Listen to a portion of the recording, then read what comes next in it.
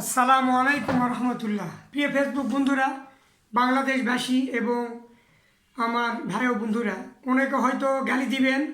ফেসবুকে গালি দেওয়া সহজ, কমেন্টে। হ্যাঁ, ভালো ভালো মন্দ এই দুটির পার্থক্য করা এত কঠিন, এত কঠিন। এর জন্য জ্ঞান প্রয়োজন, এর জন্য জ্ঞানের প্রয়োজন, ওহির জ্ঞান প্রয়োজন। কী কারণে আমি বলছি, এই ভিডিওটা হলো যে মাজারের বিরুদ্ধে প্রতিবাদ মিছিল অনেক সোশ্যাল মিডিয়ায় আমি দেখছি। মাজারের বিরুদ্ধে প্রতিবাদ, মানে মাজার ভাঙলো কেন, তো মাজার ভাঙলো কেন, তার বিরুদ্ধে প্রতিবাদ। তো ভাঙলো কেন সেটা আমি পরে বলছি। এই প্রতিবাদ মিছিল সম্পর্কে বলি আমি। প্রকৃতপক্ষে মাজার তৈরি হয়েছে মসজিদের বিপক্ষে। মসজিদ থেকে মানুষ ফিরিয়ে নিয়ে মাজারমুখী করা হয়। আপনি দেখুন, একটু লজিক মিলাবেন, লজিক। যারা মাজারে যায় তারা মসজিদে যায় না। আল্লাহ তাআলা মসজিদ নাজিল করেছেন,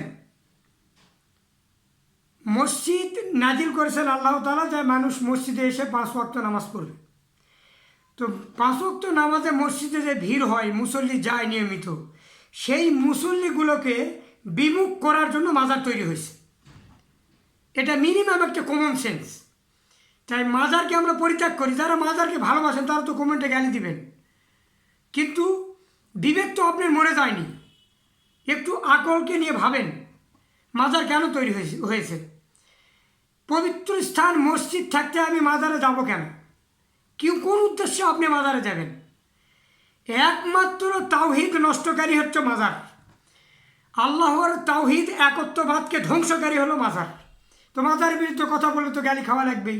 গালি দেন, সমস্যা নেই, গালি দেওয়া তো সহজ, কিন্তু জ্ঞানমূলক বিষয় বোঝা কঠিন। তাই আপনারা মাজারের পক্ষে যাবেন না। মাজারকে না বলুন, মাজার পরিত্যাগ করুন, মসজিদে আসুন, 5 ওয়াক্ত সালাত আদায় করুন। বিপদ আপদে আল্লাহর শরণাপন্ন হন। আসসালামু আলাইকুম রহমতুল্লাহ।